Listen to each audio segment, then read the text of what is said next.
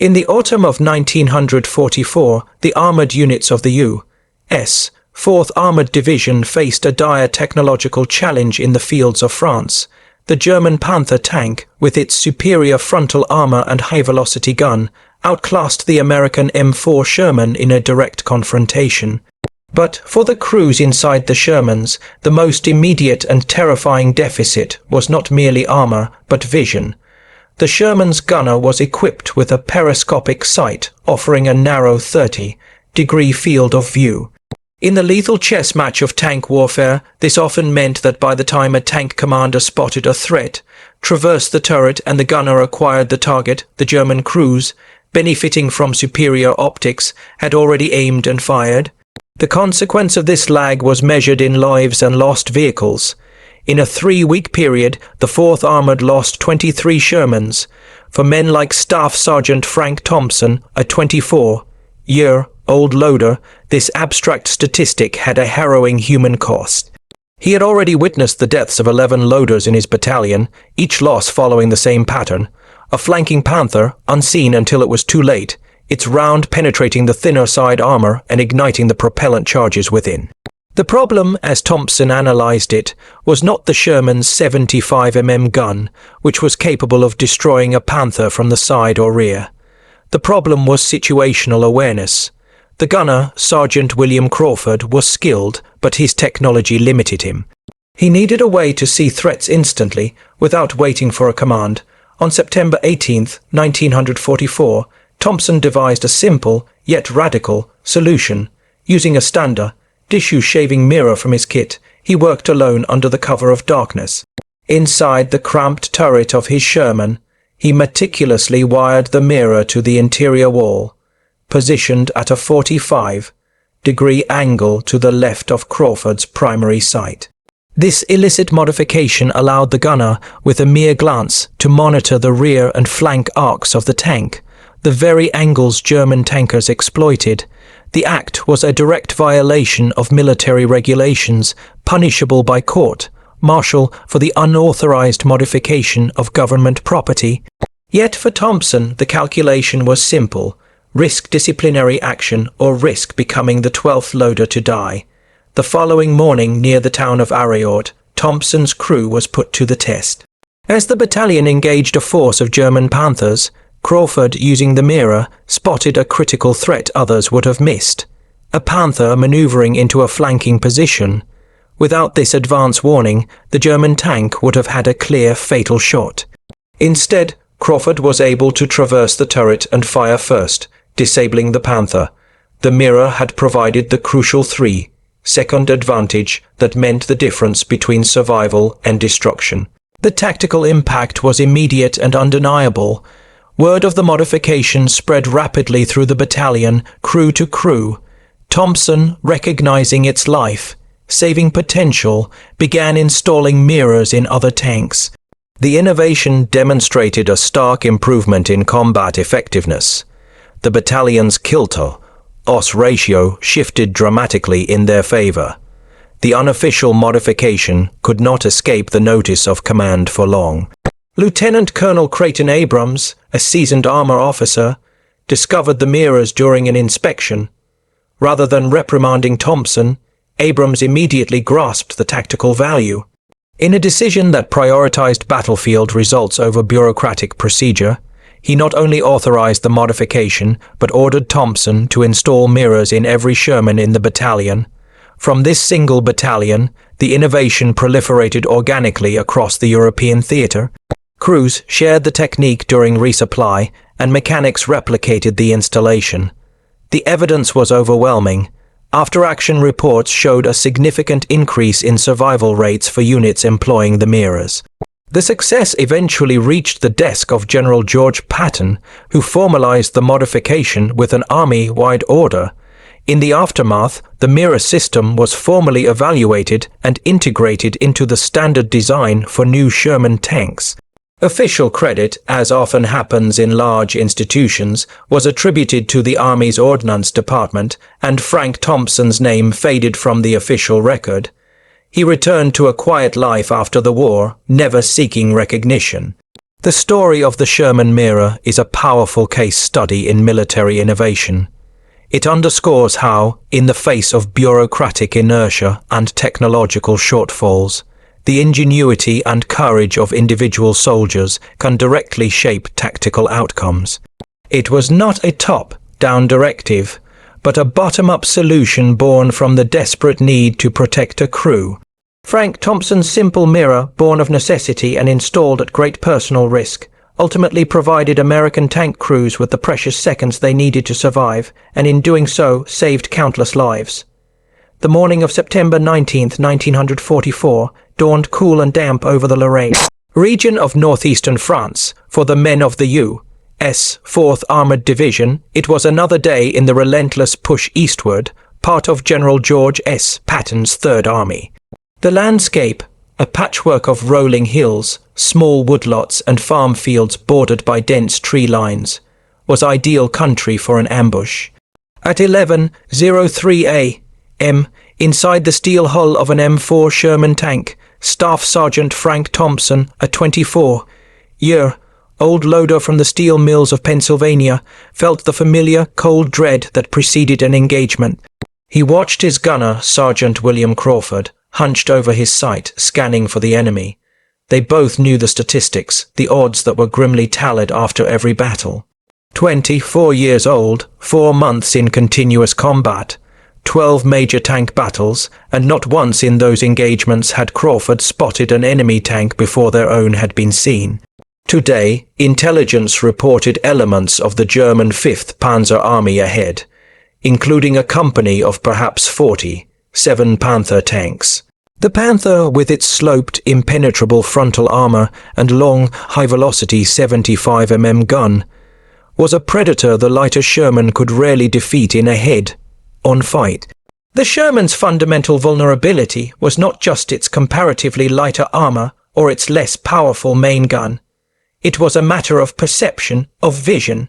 Crawford's world, as the gunner, was framed by the narrow aperture of his M4 periscopic sight, which offered a constricted 30-degree field of view. The tactical reality this created was brutally simple. The tank commander, standing in his cupola, had a broader view, but by the time he spotted a threat, called it out, and Crawford traversed the heavy turret to bring the gun to bear, the German crew whose Panther was equipped with superior dangle optics had already completed their aiming sequence. They saw first, they fired first, and they hit first. For the men inside the Sherman, those lost seconds were the difference between life and a horrific death. The 4th Armored Division had lost 23 Shermans in the preceding 3 weeks, a grim testament to this lethal lag. For Frank Thompson, these were not abstract losses. They were men he knew, friends with whom he had trained and shared rations. The first loader he saw die was Corporal David Kozlowski on September 7th. Kozlowski was another product of American industry, a Chicago steelworker who had trained alongside Thompson at Fort Knox. Their Sherman was engaging German positions near a farmstead when a Panther, perfectly camouflaged within a distant tree line, spotted them first at 300 yards. The German gunner fired a single armor-piercing round. It penetrated the Sherman's turret with a sound like a sledgehammer striking a cathedral bell. The round ignited the propellant charges stored in the hull. Kozlowski, in the act of loading a shell, was killed instantly. His remains could not be recovered from the inferno for 3 hours. The second loss was more personal. Corporal James Martinez, Thompson's best friend, had survived the Normandy landings together. They had spent long nights talking about opening an automotive garage in Pennsylvania after the war. On September 16th, Martinez's tank crew destroyed 1 Panther near the village of Bison Lake.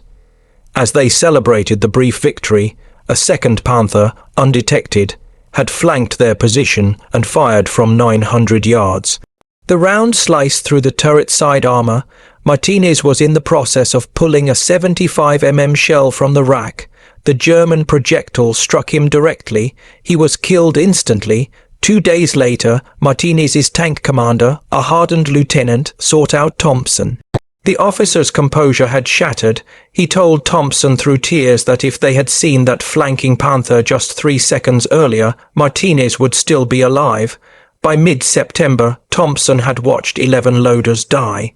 The pattern was inexorable. The problem was not the Sherman's 75mm gun, which was perfectly capable of destroying a Panther from the side or rear.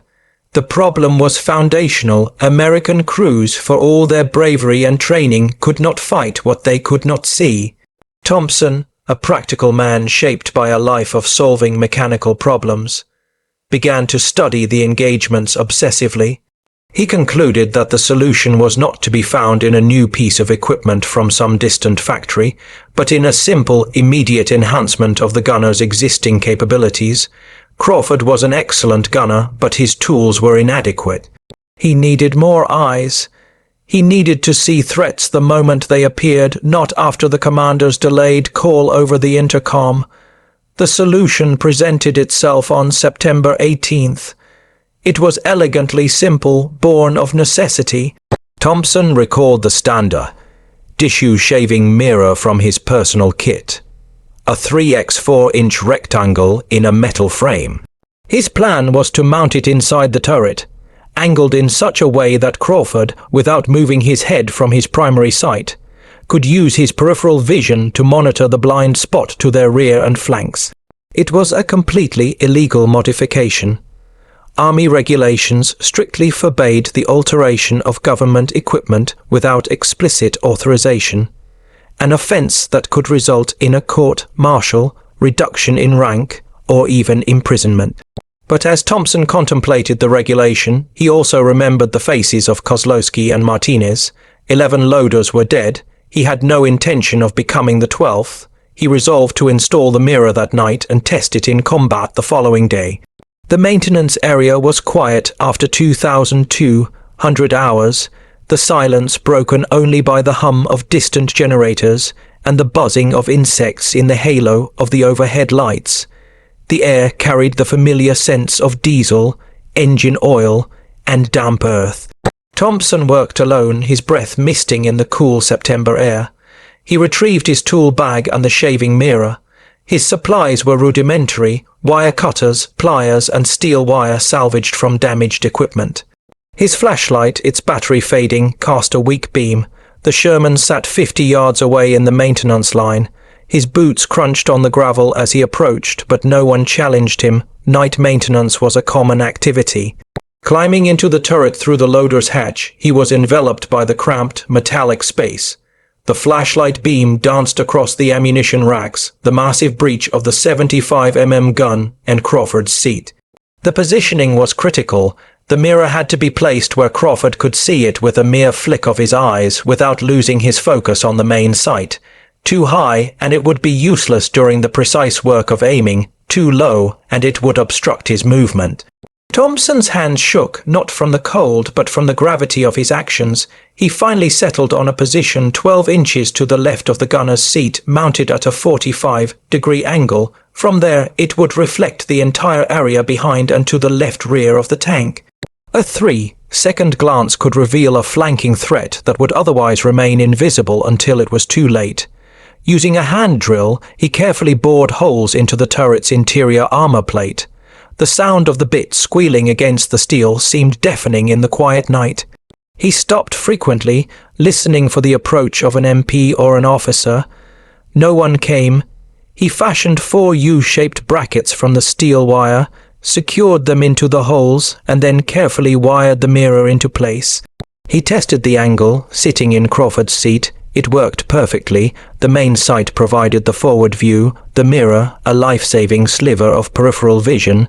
The entire illicit operation took 40 minutes. He cleaned away the metal shavings, his mind already racing to the next day's battle. There would be no middle ground.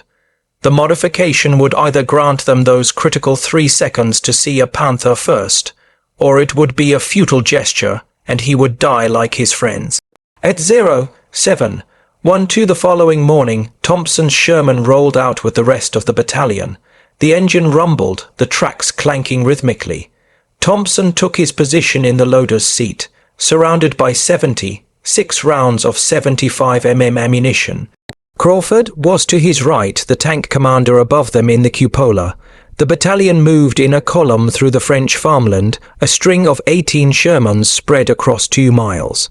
The terrain was deceptively peaceful, but every distant tree line and low hill was a potential hiding place for a Panther. Thompson watched Crawford, but the gunner gave no indication he had noticed the new addition to his workspace. The test came at 09:07. The lead tank had reported movement, and the battalion had dispersed to find defensive positions. The initial engagement was a furious exchange of fire. Crawford fired the main gun, the turret filled with the acrid smell of cordite as the breech slammed open and the spent casing ejected. Thompson loaded another round with practiced efficiency. Then, over the intercom, he heard Crawford's calm, steady voice. Panther, left rear, 800 yards. A cold knot tightened in Thompson's stomach. A flanking attack was their greatest fear, but Crawford had seen it. He had glanced at the mirror, spotted the movement in the reflection, and identified the threat before the tank commander or anyone else. The mirror had worked. Crawford traversed the turret left with a whine of electric motors. The Panther was there, exposed, its crew likely believing they had achieved the perfect ambush. Crawford fired first. His shot was accurate, striking the Panther's track and immobilizing it. A second round, loaded and fired with breathtaking speed, penetrated the German tank's turret side. Smoke poured from the enemy vehicle, its crew bailing out. Thompson had just witnessed the reversal of the established order. They had seen the flanker, they had fired first, and they had survived an encounter that, by all rights, should have ended in their destruction. Those 3 seconds, granted by a simple mirror, had been decisive. After the battle, in which Thompson's crew destroyed 2 more Panthers, and the battalion emerged with only 2 damaged Shermans and no fatalities, Crawford approached Thompson.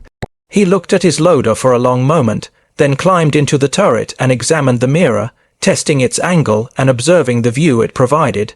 His only question was, "When did you install this?" When Thompson explained, confessing it was an illegal field modification, Crawford's response was unequivocal. "This saved us today. I need you to do something for me. Install one in every tank in the battalion." The innovation spread with viral speed, driven by the most powerful force on the battlefield, the desire to survive. Thompson started with their wingman, Sergeant Robert Hayes, who had lost his previous loader to a flanking Panther. Hayes immediately saw the value and requested the modification. The next day, Hayes's gunner used his new mirror to spot and destroy 2 Panthers that were attempting a flanking maneuver. The success was undeniable, and soon 6 more crews demanded the modification. Thompson, working exhausted double shifts, performing his regular maintenance duties by day and installing mirrors by night, had equipped 14 Shermans within a week. The battalion's tactical performance transformed. Their kill-to-loss ratio, which had been disastrously lopsided, shifted to 5 Panthers destroyed for every Sherman lost. It was inevitable that command would take notice. Lieutenant Colonel Creighton Abrams, the battalion commander, was a brilliant and aggressive tanker who understood the intricacies of armored combat. During a routine inspection on September 27th, he climbed into Thompson's Sherman and his eyes immediately fixed on the crudely wired mirror. He demanded an explanation. Thompson, expecting a court-martial, confessed to the unauthorized modification. Instead of reprimand, Abrams, after inspecting several other tanks and finding identical mirrors, issued a new order.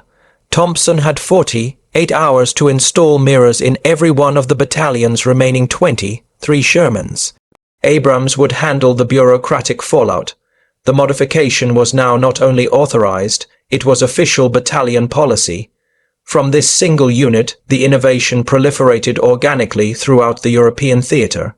Tank crews from other divisions saw the mirrors during joint operations or in resupply areas. Mechanics exchanged techniques. A crew chief from the 6th Armored Division learned the method from Thompson and carried it back to his unit. Soon, the 10th and 3rd Armored Divisions were adopting the practice. It was a bottom-up revolution driven by practical need rather than top-down directive. The evidence was overwhelming in the after-action reports.